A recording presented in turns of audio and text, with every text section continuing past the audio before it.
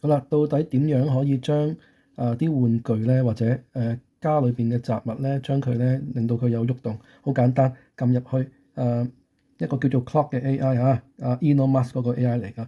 咁你跟住咧入到去之後咧，嗱我哋揀翻下邊一個叫做創作影片嗰個掣，喺左下角撳一下，咁跟住咧揀你要嘅相片啦。例如我呢度咧有啲相想揀嘅噃，你可以撳翻呢個巴士啦，跟住咧就撳入去呢度咧就輸入你想要做嘅嘢，例如咧巴士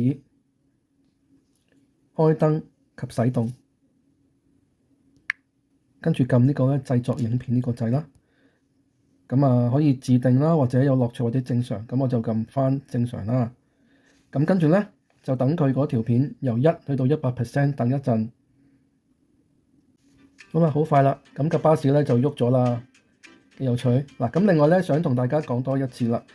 例如如果要拍相咧，你可以喺呢度撳呢個，就唔係揀圖庫啦，就咁撳開啟相機。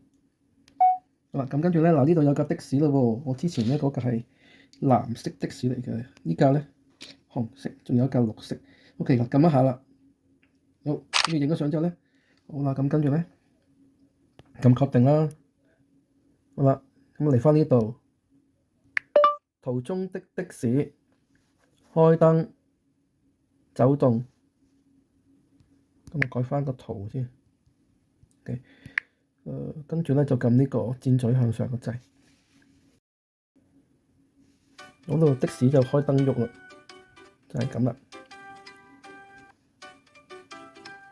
咁希望你鍾意呢條片啦，有時間嘅話自己都玩下啦。好啦，咁啱啱就睇咗條片點樣整啊。